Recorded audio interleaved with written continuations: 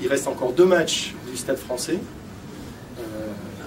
Toulouse et Biarritz. La mise en vente de Toulouse commence dès mardi. Et Clermont. Toulouse et Clermont, excusez-moi. Donc après les autres matchs de rugby. Alors sur le rugby, les rendez-vous traditionnels, des matchs du tournoi destination, avec cette année France-Irlande, France-Italie, France-Angleterre. Si on continue sur le rugby, pour la première fois, et ça nous sommes vraiment très satisfaits d'avoir pu travailler avec la Fédération française de rugby sur ce sujet-là, c'est la finale de la Coupe d'Europe, la finale URC, qui va se dérouler au Stade de France le 22 mai. Donc c'est la première fois que le Stade de France accueille cette compétition internationale. On a eu la chance d'accueillir la Coupe du Monde de football en 98, les championnats du monde d'athlétisme en 2003, la Coupe du Monde de rugby en 2007, 2 finales de Champions League en football. Il nous manquait un dernier événement majeur, c'est cette finale URC, donc qu'on accueille avec la Fédération française de rugby. Voilà. C'est le seul stade au monde qui a eu, c'est aussi autant d'événements sportifs de ce niveau-là, c'est le seul stade au monde qui peut afficher cette programmation.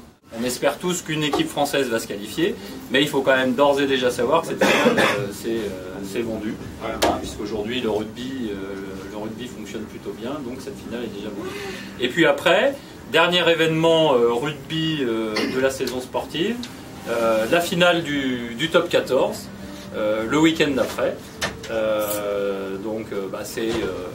C'est le Graal pour ces équipes, sachant qu'en plus avec la nouvelle organisation du championnat, il y a les 2 premiers qui sont uniquement qualifiés pour les demi-finales, et ensuite il y a des matchs de barrage, donc tout le monde se bat pour arracher évidemment les 2 premières places pour être directement qualifié pour les demi-finales, mais après jusqu'au 6e on peut être barragiste et obtenir son ticket pour les demi-finales et la finale. Donc c'est vraiment une compétition. Le final top 14 aujourd'hui, le top 14 est une compétition qui est en plein essor, et on est très content d'accueillir les matchs du Stade français et cette finale du top 14. Alors le Stade de France aime également beaucoup le football. Voilà, quart de football également.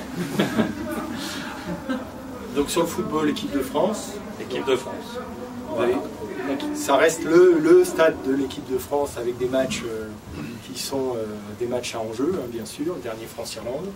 Et là, on va avoir la chance, et c'est quand même un événement et qu'il faut souligner, on va avoir la chance d'accueillir certainement l'équipe qui joue le mieux au monde à l'heure actuelle, qui est championne d'Europe en titre, qui est une des favorites pour la Coupe du Monde de football en Afrique du Sud, qui est l'Espagne.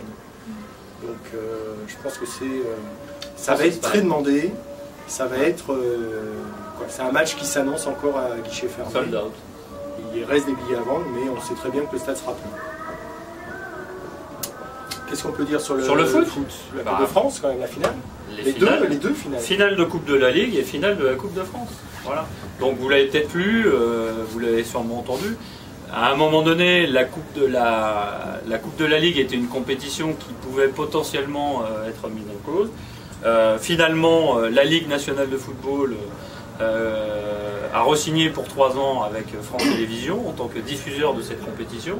Donc on va accueillir encore pendant 3 ans, puisqu'on a signé avec 3 ans avec la Ligue nationale de football, la finale de cette compétition qui, c'est vrai, qu'il a un petit peu de mal à prendre son envol avant le stade des demi-finales, mais lorsque une fois que vous êtes en demi-finale ou en finale, c'est vrai que à chaque fois, c'est un événement qui fonctionne bien, c'est 80 000 spectateurs, c'est comme sur chaque finale, une région, un département, une ville qui monte à Paris.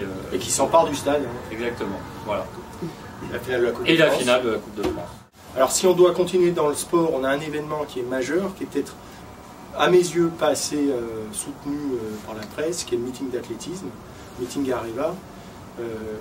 Tout simplement parce qu'il fait partie des meilleurs meetings du monde. C'est la Ligue Diamant, Diamond League. Et c'est ce qui se fait de mieux dans le monde. Il ne va pas y avoir de championnat du monde ni de championnat d'Europe cette année. Et c'est l'occasion de pouvoir voir Bolt. Bolt, c'est un extraterrestre. Bolt, vous l'avez vu au championnat du monde de Berlin, il a tout cassé, il a battu tous les records. Ce gars-là, il va marquer l'histoire de l'athlétisme pour 10, 15, 20, voire 30 ans, voire peut-être 100 ans. C'est un extraterrestre et il va venir au Stade de France comme il est venu l'an dernier. Alors, la difficulté, c'est que Cet événement est situé à côté du pont du 14 juillet. 18 juillet cette année. Voilà, donc, Mais on le refait monter donc en début juillet, en premier week-end de juillet, en 2011 et 2012. Voilà. Alors là, c'est un des atouts. Ça va revenir le 1er juillet, donc c'est vrai que c'est une date plus favorable. Et puis parce que on y croit, hein. Voilà. Arriva y croit, on y croit, la Fédération Française d'Athlétisme y croit, il y a une très belle équipe qui organise, pilotée par Laurent Béclier, qui organise ce meeting, et on a décidé de jouer complètement le jeu. Donc on change la piste d'athlétisme qui avait 12 ans, donc on refait la piste d'athlétisme cet été, là, et puis on remonte la date du 18 au 2 juillet, sachant que ça paraît anodin, mais c'est vrai que début juillet, on vous le dira tout à l'heure, c'est historiquement des dates où le Stade de France accueille des grands concerts, hein, des grands concerts internationaux. Donc c'est un vrai accompagnement du stade dans le repositionnement vers le succès du meeting, et on y croit. On y croit, et on est le seul stade d'envergure mondiale de pouvoir avoir comme ça des tribunes rétractables pour laisser apparaître une piste d'athlétisme. On est un stade olympique dans sa conception. Là aussi, quand on parle de notion de succès, on va vous annoncer des concerts dont certains sont déjà guichets fermés. Bah, presque tous. Presque tous. Il en reste un Voilà. à remplir. Donc on va parler par le début. Le début, hein, c'est lequel? Muse, 11-12 juin. Alors c'est vrai que lorsque... Je ne sais pas si vous connaissez Muse, mais c'est un groupe anglo-saxon qui a une quinzaine d'années, pas plus, et qui remplit 2 fois de suite le Stade de France. Muse, c'est le carton. Donc ils ont vendu les 2 dates en 2 jours. Voilà, c'est vraiment le groupe rock pop par excellence qui prend la relève. Donc 11-12 juin, Muse complet au Stade de France. Alors c'est bien, parce que c'est une relève anglo-saxonne. Ouais.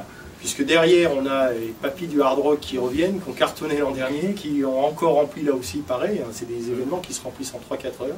Donc ACDC. ACDC le 18 juin, vendredi 18 juin. Derrière ACDC, vous allez voir comme c'est éclectique. Hein. Vous avez un groupe qui a marqué les années 80. Donc là aussi Paris osé, parce qu'il y en a peu de gens y croyaient, mais donc Indochine. Voilà, pareil. Alors à aujourd'hui c'est ce qu'on appelle guichet fermé, il n'y a plus de billets à vendre. Il se peut qu'on fasse un peu évoluer en fonction des connaissances de la scène. On augmente un petit peu la jauge. Oui, on augmente la jauge, mais à aujourd'hui, il n'y a plus de billets en vente sur Indochine. Alors derrière, en termes de concerts... Septembre. Hein, on déroule l'été, 8 septembre. Alors là encore, le blockbuster, peut-être 2. Hein, on a vu l'Agnation il n'y a pas très longtemps. On serait étonné qu'il n'y ait pas une deuxième date qui tombe. Donc c'est U2, avec le U2 360 degrés. Là, encore une fois, pour ceux qui ont eu la chance de voir les 2 dates qui ont été programmées cet été, je pense qu'en termes de mise en scène et de production, c'est ce qu'on a vu le mieux au Stade de France sur un concert, avec une scène absolument exceptionnelle, en 360 degrés, on a l'impression d'avoir une fusée à l'envers, la fusée de Tintin à l'envers, qui fait 40 mètres de haut. Je crois que c'est la scène qui a coûté la plus cher au monde. Et puis donc on parlait de scène centrale. Voilà. Exactement. Voilà. Un artiste et un sportif qui peut le faire pour essayer d'avoir ces 2 qualités-là. Champion qui a gagné le plus grand tournoi français. Il est habitué au central. Il est habitué au jeu central. Il est voilà, pour central. Il tourne, il bouge beaucoup. C'est Yannick Noah. Voilà. Et ça, Yannick Noah, quand on est venu nous proposer son concert, on s'est tout de suite mis aux côtés des producteurs, donc notamment Thierry Suc, hein, pour dire il faut qu'on y soit, il faut qu'on vous aide, parce que c'est un pari, c'est clair, hein, pour Yannick. Mais le Stade de France, le stade de tous les Français, Yannick Noah, la personnalité préférée des Français, un sportif capable de chanter, de réunir des foules, ça ne court pas tous les 4 matins. Et on s'est dit, nous on veut s'y associer et on veut faire partie de cette aventure. Et le dernier, il arrive, c'est Aïda. Alors ça, là, c'est vraiment en 360 aussi. Notre petit bébé, notre petit pari, parce que c'est une production issue des filiales du Stade de France. C'est une première mondiale, puisque c'est un spectacle qu'on conçoit au travers de notre filiale Stade de France Live Event. C'est un spectacle qu'on conçoit en France pour le vendre à l'étranger. Ça va de 25 € à 110 €. C'est en vente à l'heure actuelle. Je vous fais le pari, parce que on sera très heureux de vous convier.